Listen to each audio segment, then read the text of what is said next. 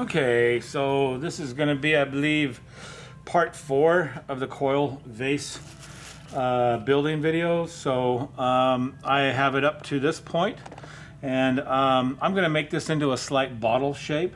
So I don't think I'm coiling in anymore. I'm probably going to go 1 or 2 coils up and 1 or 2 coils out, and I will be done with this shape.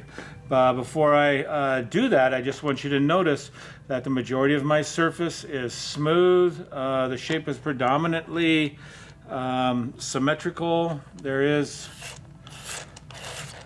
some little bit of distortion, and again, a lot more work could probably clean that up. So the process of making horizontal and vertical passes with the flexible metal rib really helps smooth it out. We will be decorating these, so when we're done making the vase, we don't let it dry. We're going to keep it moist. So right now I'm going to apply another coil. Now this sat for a while, and so I'm just going to score just where I'm going to apply this coil. So I had it wrapped up totally in plastic, sitting on this bat. As you're working and you're putting your work away and then going to it again, you don't want to leave it on the wood board or whatever absorbent surface you have it resting on, because it'll dry the piece out. You want to wrap it up in plastic and then set it on that work board or your table when it's covered up when you're not working on it. So I'm going to use this coil. I'm going to put directly on top. And again, I'm probably going 1, maybe 2 coils up and 1 or 2 coils out. I'm just going to cut that there, and I'll get a better alignment in a second here. So again, with each coil, I want to make sure that I'm centered. And before I blend, the coil is round. And also look, is it level? Okay. So this, I know the angle of the camera is a little bit difficult. So now I'm going to blend this. So I work the inside first. And if you go too small, it's pretty difficult to get your fingers in there to blend the coils. But you need the bonding. You need the coils to blend and a good connection. Okay. So, yeah. And this is one of the most primitive forms of pottery making. Besides pinch pot, there is cultures still who make pottery this way on mass-produced scale. And they use the pottery for various things. Whoa, that wasn't an earthquake. I had bumped. I'm going to move it out a little bit. That wasn't an earthquake. I bumped the camera, okay? Sorry about that. So now I'm going to blend the outside. Okay, I use the edge of my thumb. Okay, again, you only apply 1 coil at a time, blend it, and then apply another coil. You don't put several coils and then try to blend them all at once to save time, because those coils will shift and you will lose control of your shape pretty much immediately once you attempt that little shortcut. And this isn't about how fast you get done, it's about the quality of work. So that's important. So again, I'm looking for the shape of the rib that corresponds to the shape I find myself creating at the time, and I'm going to use this little, hard corner here to get that transition. And I'm first making horizontal passes. So again, on the rubric, I don't want to see where each of the coil levels are. You can't see that on my pot, and that's what I'm striving for. So if that becomes a predominant feature on your pot, meaning I can see where every coil level is, I'm going to have to mark you down on that. So, okay, so now I'm going to make some vertical passes and just try to blend that in a little bit better. And again, you constantly are cleaning the rib. If I don't clean the clay that I'm scraping off, you'll find yourself reapplying it someplace else on the form, and it looks like kind of like a stucco job on a house. And that's not what we're striving for right now. We're trying to get a nice, crisp, clean shape. Okay? And you can't see where the coils are. I'm going to check for level. and I have a little bit of a dip here.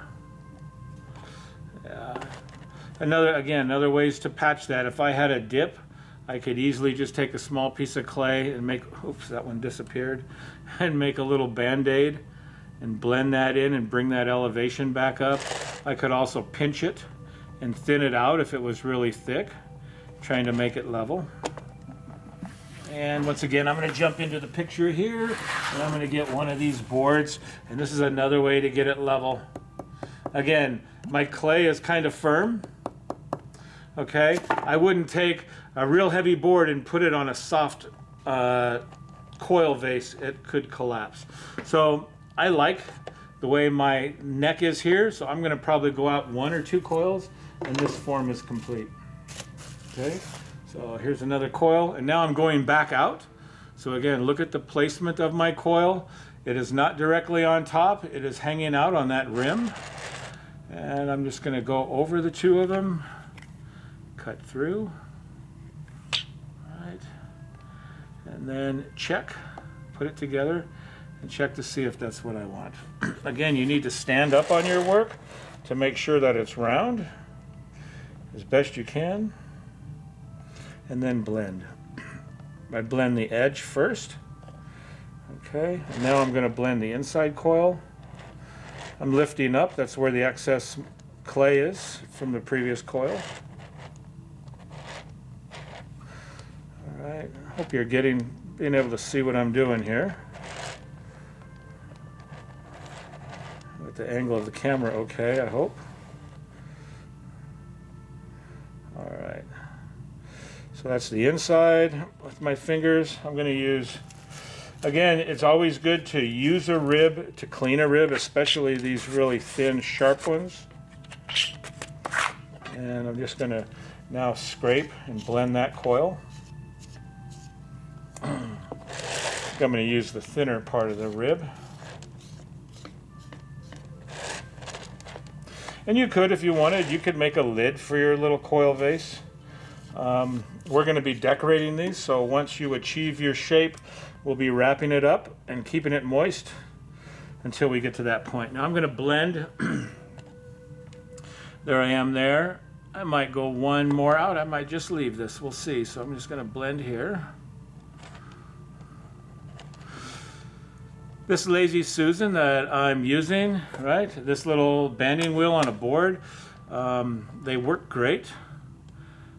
Easy to rotate your work. Again, you don't want to be picking your vase up every time you rotate it. Just the sheer act of lifting your vase up constantly and setting it down, you will be distorting your vase form. So make sure you leave it on a board and either rotate the board by hand, by lifting it and moving it, or, you know, getting one of these Lazy Susans, and they can be acquired at your hardware store. They're usually found in the caster section. So you just ask where the casters are, or if you said Lazy Susan, maybe one of those people would know exactly what you're talking about, and they will be able to lead you right there. I think the last time I got these were about $4, but a really good handy tool. In the ceramic studio, we have about 40 of them for when we're in class for students to use. So now my finger is doing most of the blending right now. It's difficult to get any portion of this rib underneath here to smooth without cutting the clay. So I am just going to use my fingers. And again, blending coils, you never get your fingers wet because they'll just slide on the surface of the clay and you won't blend the coil together. Now, I'm going to stop right there with this vase form, and I'm just going to smooth my rim. Notice I'm using water now. I'm done blending coils. This piece is done forming wise, and I'm going to be applying decoration in videos to come. So this is all part of our first Coil Vase project that you guys are doing. So before I end this video, I want to show you how to wrap your work up. And this is how you will wrap your work up every time you're done working for the day and are going to be coming back to it. So, Okay, rim is somewhat level. I'm going to do this again. And I'm going to check for round, and that's okay. Slightly off, but that's okay. So there, I have my piece. I've used the modeling stick and I've chamfered this edge. That's important. Take off that sharp angle.